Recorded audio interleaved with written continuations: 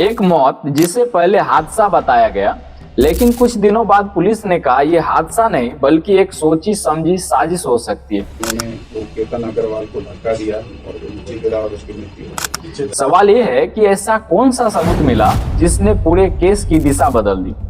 आइए जानते हैं इस केस की अब तक की सबसे बड़ी और ताजा अपडेट।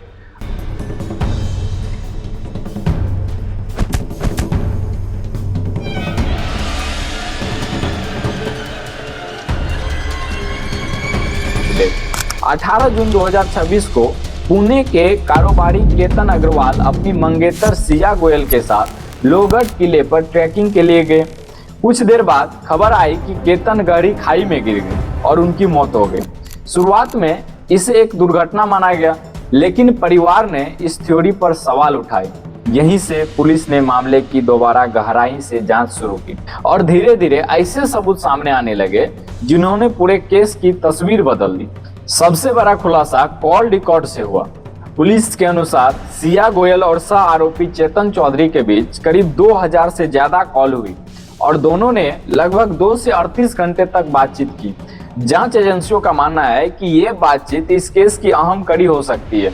इसके बाद पुलिस को पता चला कि दोनों के कई चैट और सोशल मीडिया मैसेज डिलीट किए गए थे। अब उन डिलीट डेटा को फोरेंसिक विशेषज्ञों की मदद से रिकवर किया जा रहा है ताकि यह पता लगाया जा सके कि घटना से पहले क्या बातचीत हुई थी। जांच यही नहीं रुकी, पुलिस अब लोहगढ़ किले पर डमी बॉडी के साथ पूरा क्राइम सीन दोबारा तैयार कर रही है।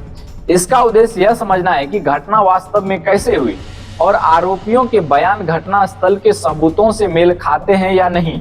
इस दौरान अब तक 7 लोगों से पूछताछ भी की जा चुकी है। इसी बीच जांच में एक नया क्रिकेट लिंक भी सामने आया। पुलिस के अनुसार सिया और चेतन की पहचान क्रिकेट सर्कल के जरिए हुई थी। इस सिलसिले में सिया के भाई से करीब 10 घंटे तक पूछताछ की गई। उसने पुलिस से कहा कि अगर सिया ने पहले ही शादी से इनकार कर दिया होता तो परिवार शादी कैंसिल करा देते। चेतन और सिया के द्वारा इस्तेमाल की गई इलेक्ट्रिक कार को भी फॉरेंसिक जांच के लिए भेजा गया है। पुलिस यह पता लगाने की कोशिश कर रही है कि क्या कार से कोई ऐसा डिजिटल या भौतिक सबूत मिल सकता है जो घटना की कड़ियों को जोड़ सके।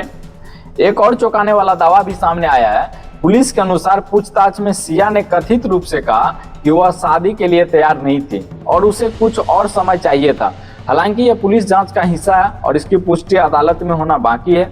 मामले की गंभीरता को देखते हुए महाराष्ट्र सरकार ने इस केस को फास्ट ट्रैक कोर्ट में ले जाने का फैसला किया है। साथ ही वरिष्ठ वकील उज्ज्वल निकम को विशेष लोक अभियोजक नियुक्त किया गया। दूसरी ओर पुणे में लोगों ने justice for Ketan candle march निकालकर जल्द न्याय की मांग भी की। फिलहाल सिया गोयल और चेतन चौधरी गिरफ्तार हैं और उनसे पूछताछ जारी है, लेकिन यह याद रखना जरूरी है कि पुलिस ने उनके खिलाफ गंभीर आरोप लगाए हैं। अंतिम फैसला अदालत ही करेगी। जब तक अदालत दोष सिद्ध नहीं करती तब तक कानून की नजर में दोनों आरोपी हैं, दोषी नहीं। इस केस में लगभग हर दिन कोई नया तथ्य सामने आ रहा है। Delete chat, call record, crime scene, recreation और नए गवाह हर कड़ी जांच को आगे बढ़ा रही है। अब देखना होगा कि अदालत में कौन से सबूत टिकते हैं और आखिर केतन अग्रवाल की मौत की पूरी सच्चाई क्या निकलकर सामने आती है। इस वीडियो को ज्यादा से ज्यादा शेयर करें और इस चैनल पर नए आए हैं तो सब्सक्राइब करें।